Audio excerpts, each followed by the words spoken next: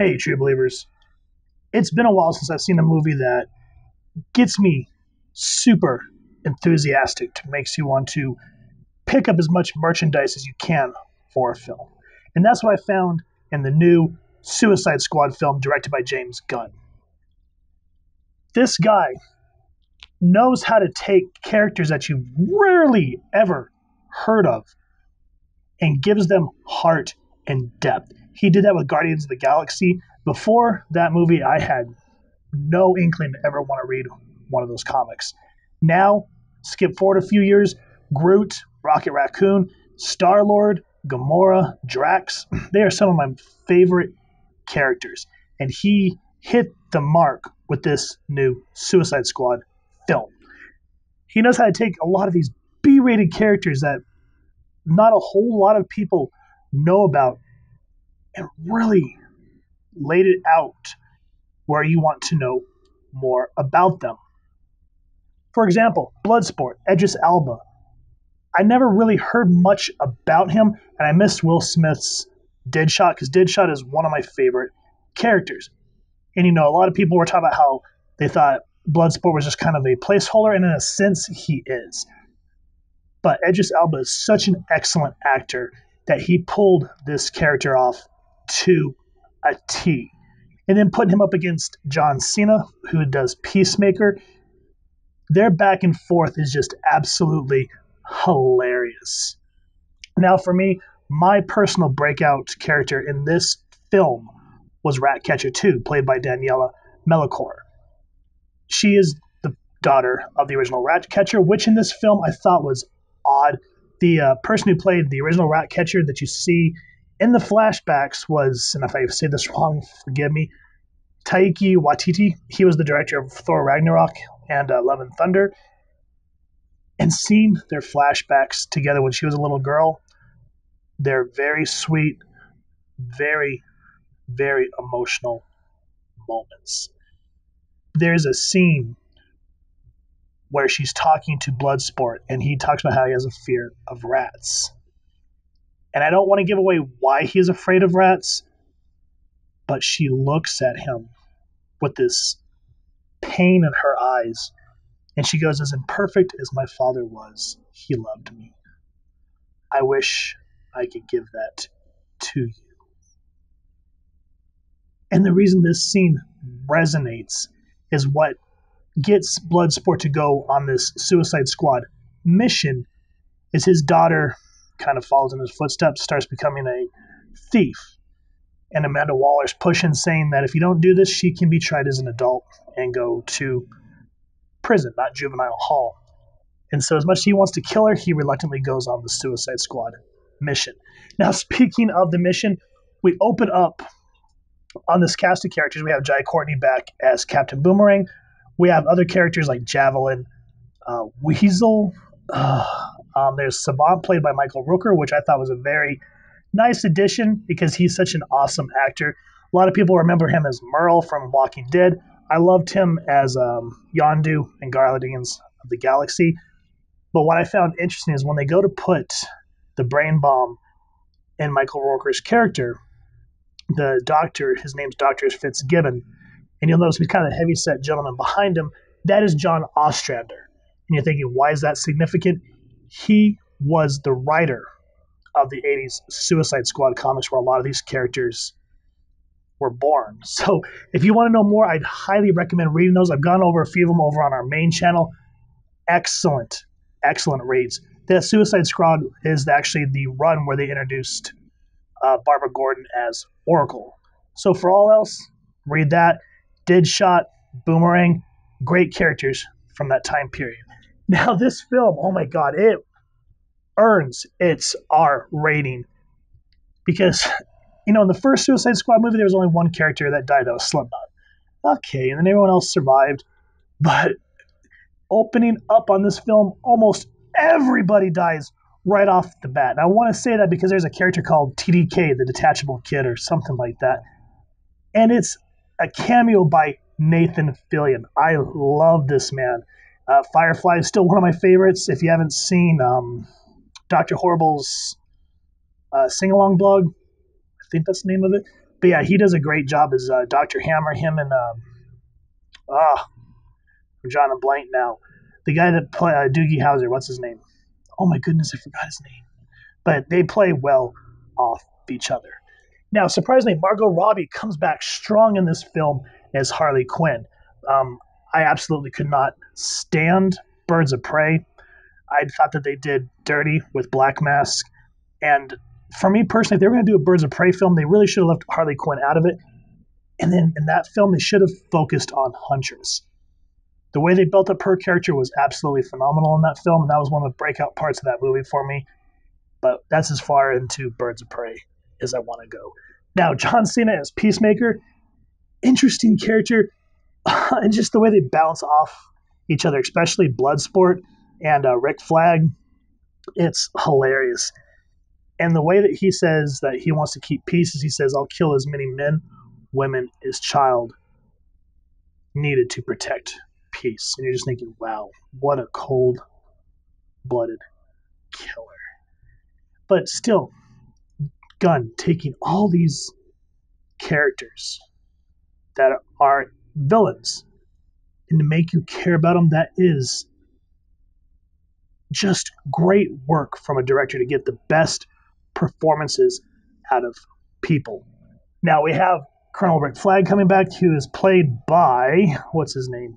Joel Kinnaman, and he does an excellent job. Rick Flagg is one of my favorite characters, and I kind of wish, in a sense, like it shows him and Harley are friends in the movie. I kind of wish that they would have shown the romance, because I think they have in the latter comics of the Suicide Squad, they actually have kind of a relationship. It's weird, but would have been a fun angle to explore. Now going back to Harley Quinn, this movie really shows how psychotic Quinzel really is. There's a scene where she falls in love with the dictator of this country where the Suicide Squad has to go. And the way she quote-unquote breaks up with him, it's both brilliant and horrid and hard to watch all at the same time. Now, one thing I do want to say about this is she kind of goes back to, in her monologue, she talks about her relationship with the Joker. So if you haven't seen the first film, you may feel a little lost because this is sort of a loose sequel to the first one. So just kind of take that. I know a lot of people bashed on the first one. I personally enjoyed it, minus the sky cloud. Oh, that was horrible. But what I like about this film is the villain of the movie, Starro, a big CGI starfish. James Gunn makes you care about what is happening to the starfish and how much of a menace he really can be. And in the DC universe, Starro really is that big of a villain. I think his first appearance was the Justice League. It was it was Brave and the Bold number 28, I believe. And he's been a menace since. Surprisingly, one of them is actually a member of the Justice League now in the Scott Snyder run. And it's odd. Now, the other character in this movie that you actually feel some heart for, that you would think that you shouldn't, is King Shark. He's got this big, dumb, flabby shark, and is voiced by Sylvester Stallone, and he rocks it. There's a scene where Amanda Waller, who is returning, and the actor who plays her is Viola Davis, and she just knows how to be a major bitch, and it works perfectly for this character. But she's briefing the Suicide Squad on where they need to go. Corto Maltese, I believe, is the name of the place, and they got to infiltrate this prison that was implemented by the Nazi scientists, etc., so forth. It's called Jotunheim. And she goes, is there any questions? And King Shark just raises his hand, and she's like, yes. And he goes, and there's a pause, and he goes, hand. And Waller's just like, yes, not away. That's your hand. Good job. Anyone else? And there's a funny-ass delivery line by Peacemaker, Idris Elba, and Polka Dot Man. Polka Dot Man, my God. David Dastmalchian, I think is how you pronounce his last name. This guy gives off all sorts of creeper vibes in a good way. I looked him up, and he's done a lot of DC work, whether it's live action or animation, so you can tell this guy loves what he does, and it really shines in his character. There's a scene where John Cena's character, Peacemaker, says, "Get out of my way, Norman Bates." And at first I didn't understand, but you actually get an emotional moment with him where he's talking about how he's the victim of his mom who worked at Star Labs and tried to make him and his brothers and sisters super heroes. And every power that she gave them, there's repercussions. Some lived, some died. His is he can shoot polka dots that are, pyrokinetic essentially. And he hates his mom for it. And Ratcatcher goes, "Well, where's your mom now?" And he says, "Everywhere." And you actually get to see his point of view, and all the characters look like his mother. So when John Cena says, "Get out of the way, Norman Bates," it really makes sense. And because of the way this guy looks, he looks like Norman Bates. All he just needs is a motel to run, and he is good to go. So this film, again, very emotional. There's a scene on the bus where the Ratcatcher goes back to talking about her father and how she grew up. I think it was in Portugal. I'm not 100% sure on that because my brain has not had enough coffee. But she talks about how her father taught her how to control the rats, how he loved her and was there for her, and even though they lived on the streets, the rats would bring them trinkets to survive. They would cover them to keep them warm at nights when it would snow. And this is all done through imagery and the Ratcatcher 2's dialogue.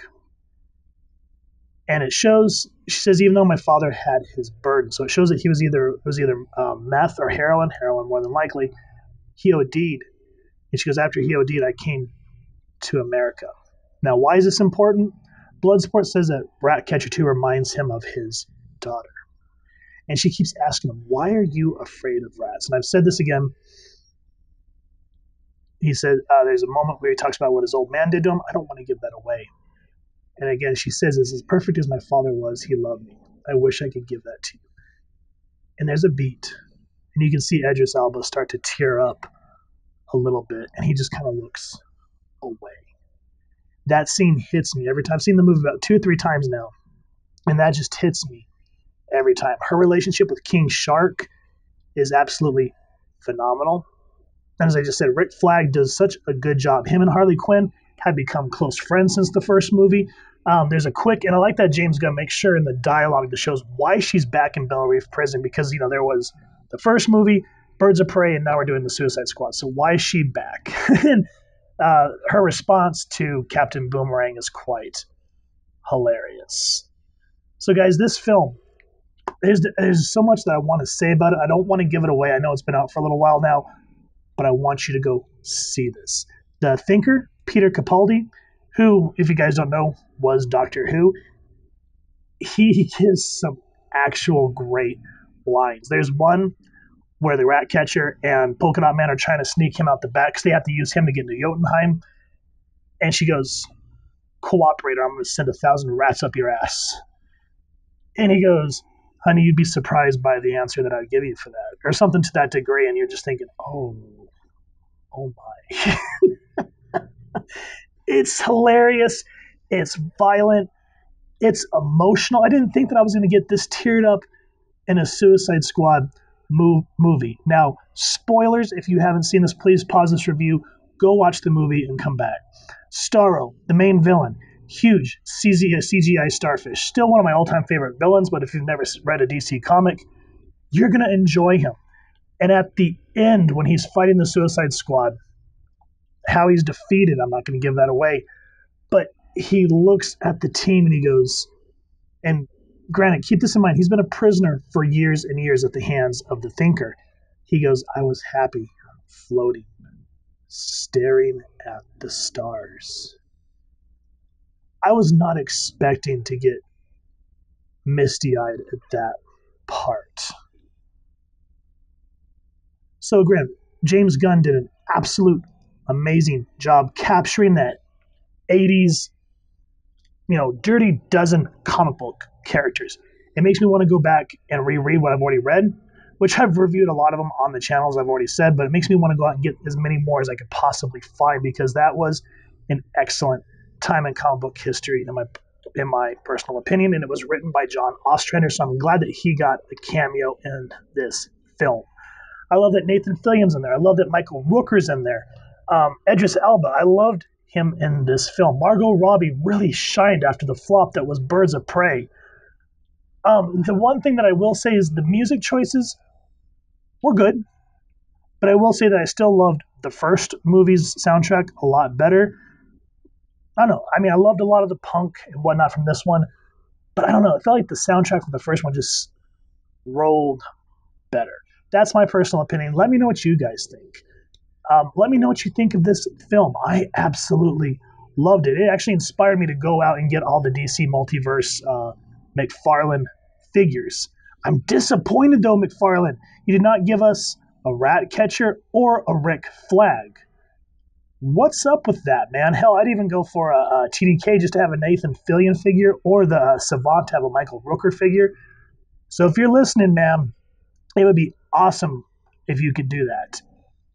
But yeah, that's my review of the Suicide Squad movie.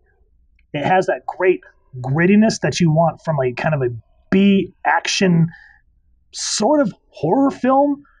The blood and the body count is increased tenfold. King Shark is one menace you do not want to get in the way of.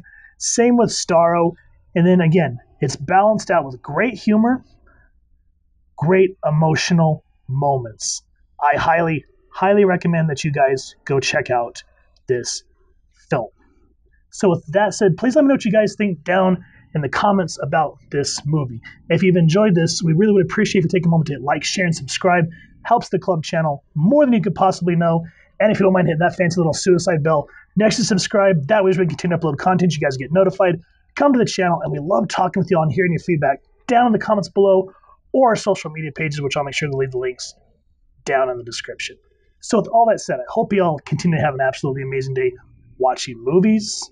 Please make sure to check out the Suicide Squad comics, and happy viewing, true believers.